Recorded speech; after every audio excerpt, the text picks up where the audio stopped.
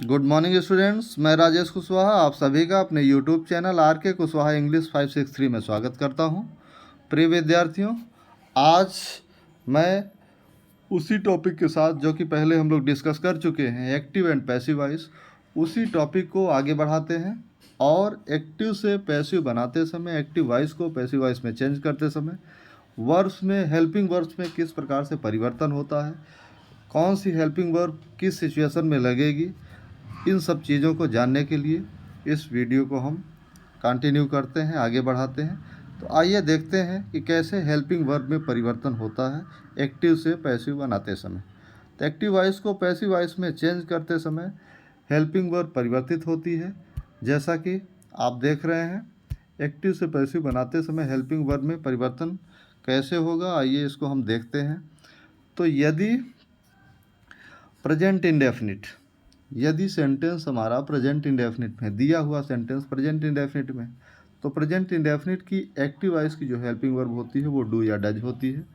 Passive voice में यही helping verb is, M या आर हो जाएगी नए सब्जेक्ट के अनुसार। उसी तरह से पास्ट इंडेफिनिट है तो पास्ट इंडेफिनिट में एक्टिव वॉइस की हेल्पिंग वर्ब डिड होती है और पैसिव वॉइस में यही हेल्पिंग वर्ब वाज या वर हो जाती है। उसी तरह से फ्यूचर इंडेफिनिट देखें तो फ्यूचर इंडेफिनिट में हेल्पिंग वर्ब होती है विल या शैल, और इस विल या शैल को चेंज करके पैसिव वॉइस में यदि करेंगे तो विल बी शैल बी हो जाएगा। तो ये हेल्पिंग वर्ब है प्रेजेंट इंडेफिनिट, पास्ट इंडेफिनिट और फ्यूचर इंडेफिनिट को इस प्रकार से इज, एम, आर, वाज, वर और विल बी शैल बी में चेंज करते हैं। अब आगे देखते हैं। तो आगे हम देखेंगे कि किस प्रकार से प्रेजेंट कॉन्टिन्यूअस की हेल्पिंग वर्ब और present perfect, past perfect, future perfect, इन सबको कैसे चेंज करते हैं। तो आइए देखते हैं कि प्रेजेंट कॉन्टिन्यूअस की यदि हेल्पिंग वर्ब है, प्रेजेंट कॉन्टिन्यूअस का यदि सेंटेंस दिया हुआ है और पैसिव वॉइस बनाना है, उसमें हम बीइंग का प्रयोग करेंगे। तो is being, am being, are being हो जाएगा हेल्पिंग वर्ब जो बनेगी, नई हेल्पिंग वर्ब बनेगी। पास्ट कॉन्टिन्यूअस का यदि सेंटेंस दिया हुआ है तो उसमें भी बीइंग लगेगा, तो वाज बीइंग और वर बीइंग हो जाएगा।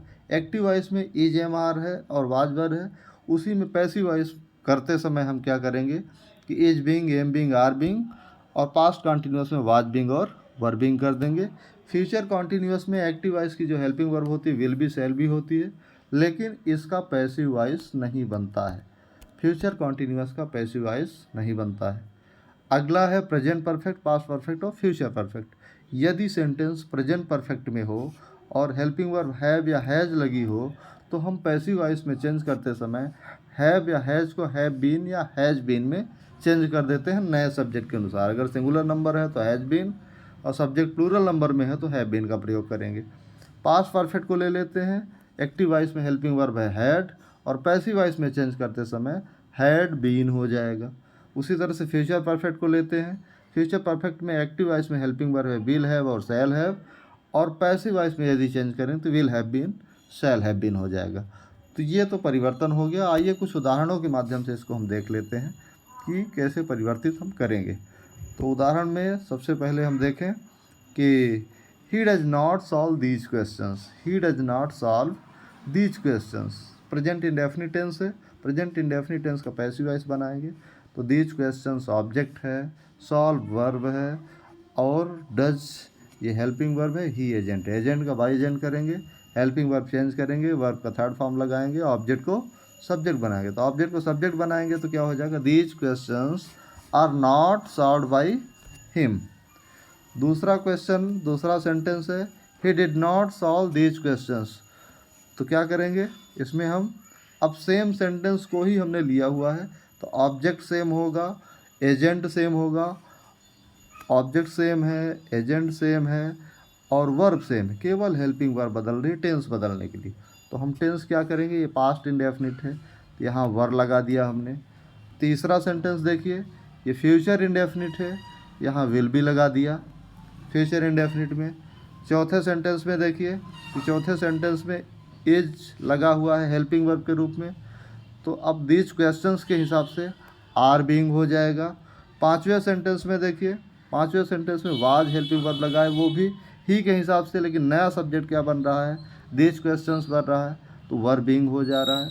इसी प्रकार से छठवें और सातवें सेंटेंस में हम देखते हैं कि कैसे परिवर्तन होता है। तो छठवें और सातवें सेंटेंस में भी वही सिचुएशन है। छठवें sentence he has not solve this questions, तो हैज़ लगा हुआ है हेल्पिंग वर्ब एक्टिव वॉइस में, तो हैज़ बीन या हैव बीन हो जाएगा जैसा कि सब्जेक्ट होगा। क्योंकि हमारा ये सब्जेक्ट प्लूरल नंबर में है तो हम हैव बीन का प्रयोग करेंगे। वर्ब का थर्ड फॉर्म ऑलरेडी लगा ही है और बाई हिम का प्रयोग करेंगे, बाई एजेंट। उसी तरह से सेवन सेंटेंस देखिए, सातवें सेंटेंस में हम क्या देख रहे हैं कि helping he had not solve this question हमारा ऑब्जेक्ट है, सॉल्व वर्ब है और ही एजेंट है, हैड हेल्पिंग वर्ब है। तो ही एजेंट का बाई एजेंट कर दिया, यहाँ बाई एजेंट हो गया और दिस क्वेश्चन सब्जेक्ट बना, हैड नॉट बीन ये हेल्पिंग वर्ब हुई और सॉल्व वर्ब का थर्ड फॉर्म लगा। इस प्रकार से आप देख सकते हैं कि परिवर्तन कैसे होता है। मुख्य परिवर्तन ये है, ऑब्जेक्ट को सब्जेक्ट बनाना है, हेल्पिंग वर्ब चेंज करना है, वर्ब का थर्ड फॉर्म लगाना है, एजेंट का बाई एजेंट करना है। ये मुख्य परिवर्तन है। इन मुख्य परिवर्तनों में हम क्या करते हैं, हेल्पिंग वर्ब हमने देख लिया कि कैसे हेल्पिंग वर्ब बदलती है। तो फिर से हल्का सा समझ लेते हैं। प्रेजेंट इंडेफिनिट डू या डज है, पास्ट इंडेफिनिट डिड है और फ्यूचर इंडेफिनिट विल सेल। तो इन तीनों में